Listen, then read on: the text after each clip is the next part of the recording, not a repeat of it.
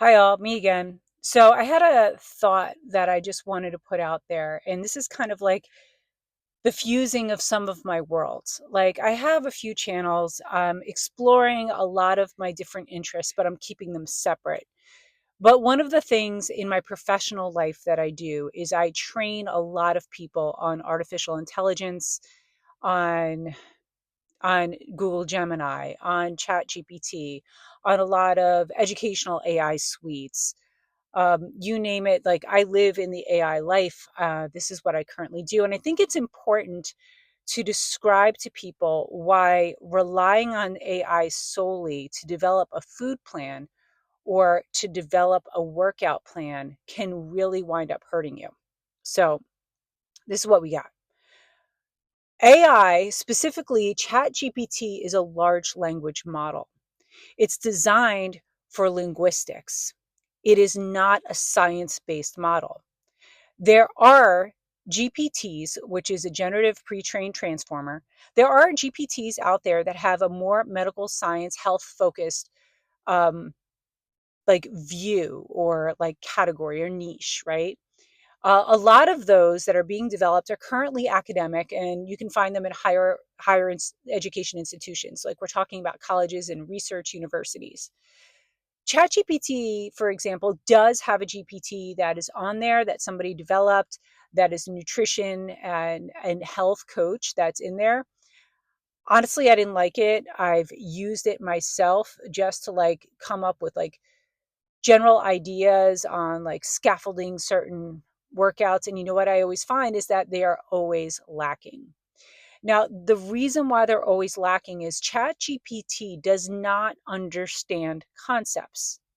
ChatGPT only knows tags.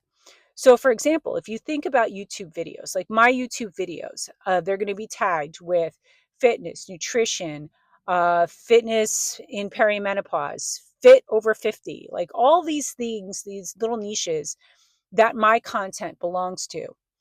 All AI works in a very similar way, where anything that is fed into the data set that feeds that particular model has to have a tag. So, for example, if I wanted to develop a workout plan and I wanted to develop my hamstrings, ChatGPT is only going to give me criteria that has been like tagged for hamstrings. So it might say um, RDLs, Romanian deadlifts, are something that I could use to develop my hamstrings. But what ChatGPT doesn't do is it doesn't understand methodology. And this is also the issue when it comes to food plans. So it knows a concept, but it's absent methodology.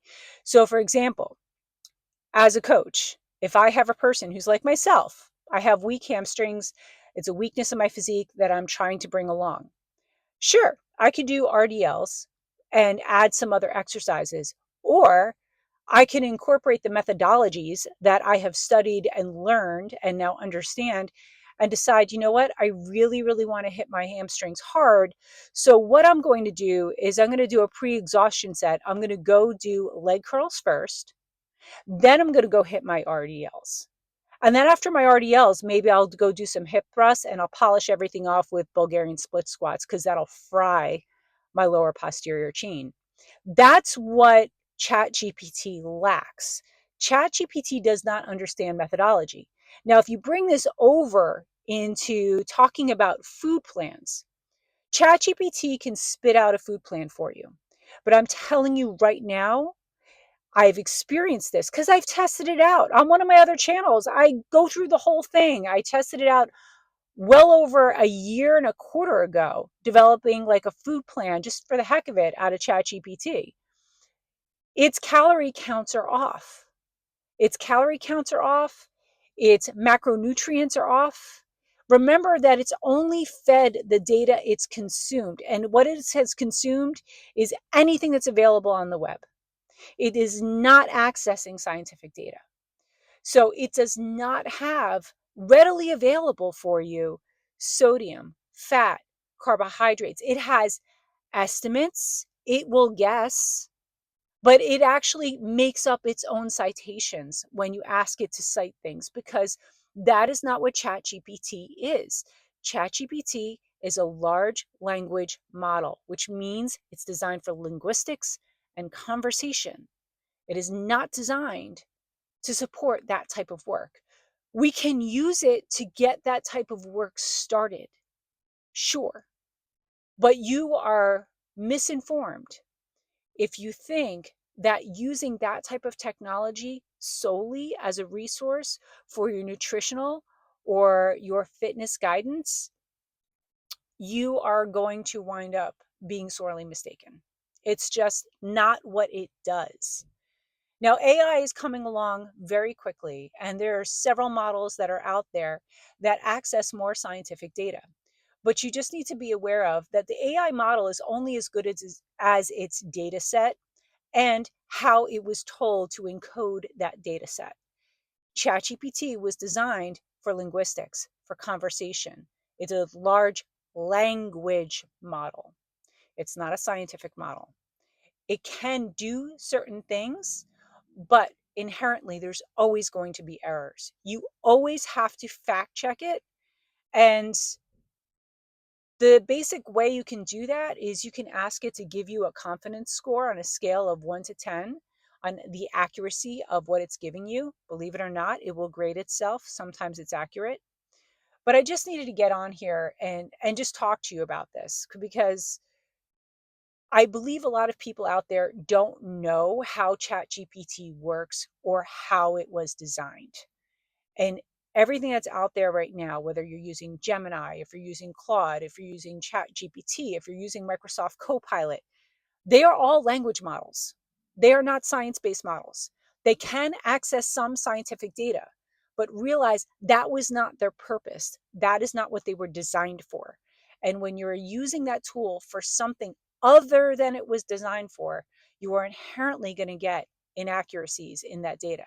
So remember, it can help you because it it knows concepts, but it does not understand concepts. It does not understand methodologies.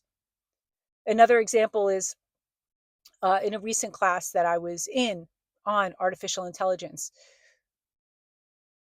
ChatGPT knows the word fence. It knows the word dog. It would not understand why a dog would jump over a fence. It doesn't understand that concept. It only knows what it has read or what it has consumed through its data set. So just keep that in mind. Yes, you can use it. Other people can use it. And like I said, I have even have a YouTube video up on another channel where I talk about it. And at the time I was super jazzed because it was still pretty new. I think this was in either in the beginning of 2024 or 2023 when I first did it. And I was like, wow, this is amazing.